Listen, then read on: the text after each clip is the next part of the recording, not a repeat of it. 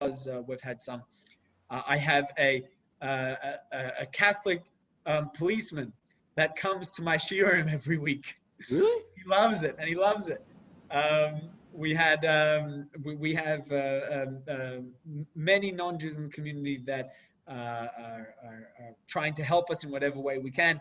We've had some of our non-Jewish neighbors come up to us with presents and gifts to give to our kids and stuff. So thank God we've only seen really positive incidents with the community, with the general community. Wow. Now, firstly, apologies to those who are not on this and are now watching this on YouTube, because I've only just realized the recording hadn't started. So you've missed the first hour and a half. So I apologize, but I've just noticed it's supposed to be automatic. COVID, has it changed the way you operate? I mean, at the beginning, like when lockdown first started, March, I think it was, it definitely did. We went into lockdown like everyone else when it was all the unknowns. We had to move all of our activities online. So, you know, every week we were delivering little packets to all of our preschool students, our Hebrew school students, and then having classes on Zoom. We obviously weren't able to have a Pesach Seder along with everyone else, all a communal one. It was a very interesting experience having one just with our intimate little family after hosting 150 people every year for our Pesach Seder. But since June, I think it is, Queensland has pretty much gone back to normal. We're very fortunate to live up here. There haven't been, I don't think there's been a case in Cairns for months. And Take me. Yeah, I mean, people here, you know, some of the people in the community, they don't even understand why we, you know, are still limiting the numbers of people who come and making sure people social distance. Obviously, we have to go by the guidelines and take every precaution that we can. And they look at us kind of funny, like, are you serious? Don't have to worry about that up here. But yeah, we're pretty much back to normal life. But like Ari said, like during Rosh Hashanah, you wanted to hear about that as well. Yeah, I was going to ask you now. That was very different this year because we obviously have to, in Queensland right now, we're not allowed to have more than 30 people in a gathering. So we had to adhere to those guidelines, and going from 180 down to 30, we had to kind of break it up into shifts and work around all that. Can I say, Mushkie, we are very jealous of you here in Melbourne. I don't know if we've got people from other states or around the globe, but in Melbourne, we're very jealous of you. We did not have minyanim, as you're aware, at all. So yes, the fact that you got 30 and you're able to do it in roster or shifts is absolutely amazing.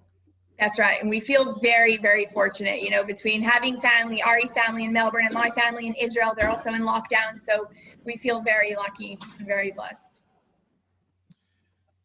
Top 3 challenges. Top 3 challenges. Easy. Hey, yeah, I would say limit to the first 30. Yeah, go on. Okay, definitely education for our kids, having, you know, that responsibility, not being able to just ship them off to school and let the professionals deal. That's definitely, and obviously it's going to get more challenging as our kids get older, and eventually we'll have to leave home at a pretty young age to go to proper school. That's going to be a challenge.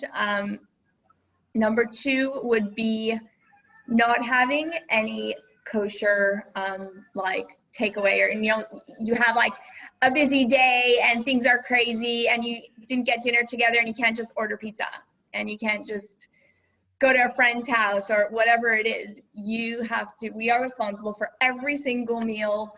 Every single day has to be cooked in our house, nowhere else. So that can definitely be a challenge at times. There's no like ready-made things we can buy. And number 3 for me would probably be just being so far from family. And I mean, the questions that came up now. Yes. Yeah, it's definitely a challenge. Australia is just so far, you know, like my sister lives in England, my brother lives in New York, and it's just so much more accessible from Israel. It's just, you know, you can hop on a plane for a weekend to go to my sister in Manchester. It's no big deal. It's like $200. But to come here, it's like taking a month off of work and fine, you know, it's like it's a big deal. So it's definitely challenging. I don't get to see my siblings as often as I would like to, but there's blessings to it. We're very lucky that we have technology that we have today, because I don't know how people did this 30 years ago, and they did do it. So I salute them. And Good point. yeah, that would be my top 3. Ari, do you share those, or you've got your own? No, yeah, basically. They're the same. Hang on, who does the cooking? You or Mushkie or Ari? We both. We actually both do it. Yeah. Very good. Who funds your work? So we're very lucky that we have a lot of people that really believe in the work from Melbourne and Sydney that really help. Our community here try as much as they can. They're not very, they're not, there's nobody here that's really like wealthy, that like has like, you know, a lot, but everybody gives whatever they can. And, you know, a lot of people can't give monthly. A lot of people give, every so often they'll give, a certain amount or whatever. But thank God there's a lot of people in Melbourne, Sydney that really believe in our work, and they're the main supporters of the community up here. So. Yeah. But we could find you on a website or whatever, could we? That's right, yeah. Okay. Obviously, I won't do a promo for your fundraising. Would probably not appropriate, but it's good to know. Look, we're actually just over time. Are people prepared for another few more minutes? Yeah. Oh my gosh, and Mushkie and Ari, you're not cooking at the moment? Yeah. Okay. Okay. My last question. Let's do it this way. I can see someone's wouldn't Chabad fund them? Hang on, that's a good question actually. Before I go to all Chabad houses are self-sustainable. All Chabad houses are self-funded. Chabad in international, so to speak, will give permission and allow the events to happen, and they provide support in other means, like access to programs that we wouldn't have otherwise, like the international online school, and things like that. But every Chabad house is each self-funded, and thank God, we started out with the vision of Saul Spiegler, who started us off to begin with, and he still supports us a lot each year, gives us a little bit, but there's no official Chabad bank account. That's a pity. That was a nice rumor that I long ago heard, but a pity it's not true. Okay, so my last question is, just one crazy story, one interesting story of someone who came or someone you met, or just one story. Hard to choose. There's heaps. I mean, they should. I guess. Look, in general, all the stories that we have, a lot of times they are slow to happen. It's not like we have like a massive.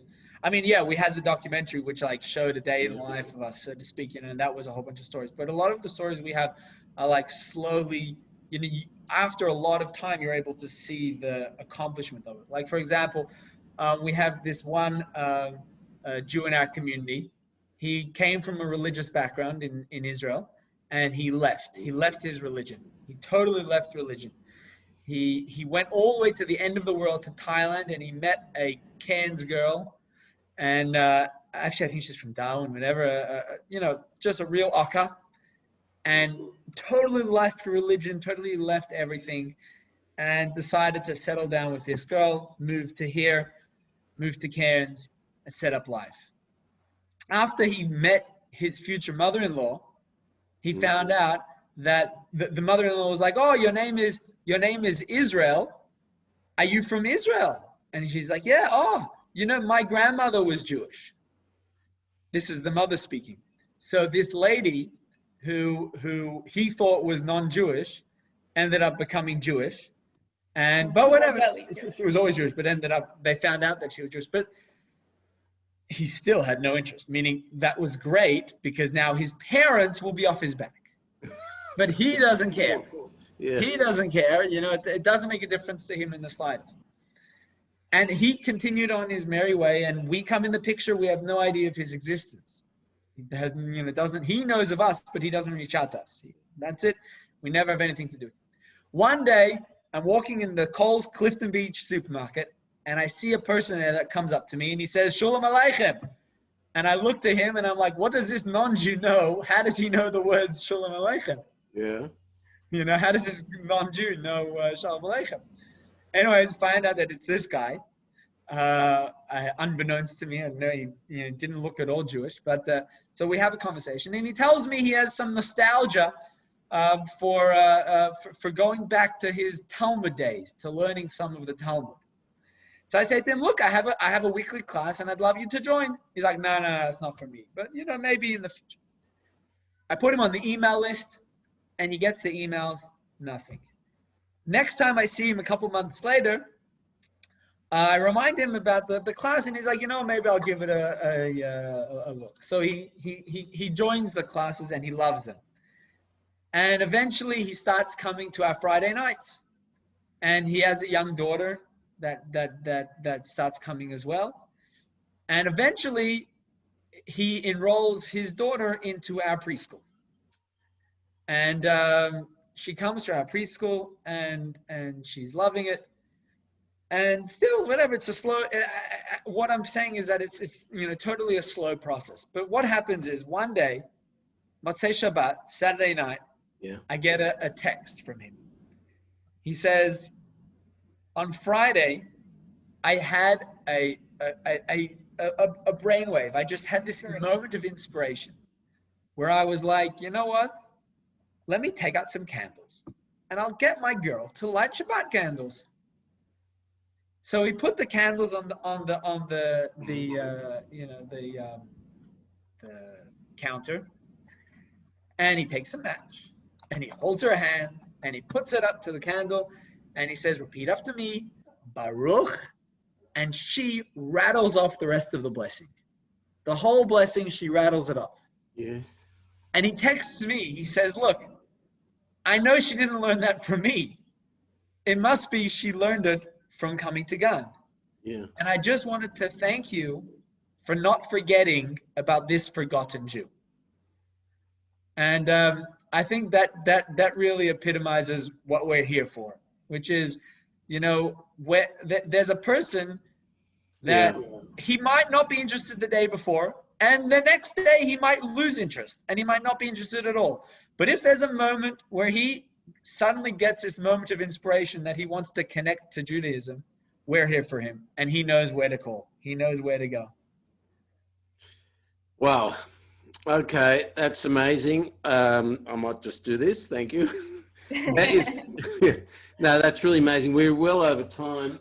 I think we could have gone. Actually, I thought I was joking when I said we could go till midnight tonight, but we are over time. We're going to have to call it short. Again, for those people who are watching this up afterwards on YouTube, I apologize. We missed about the first 25 minutes of it.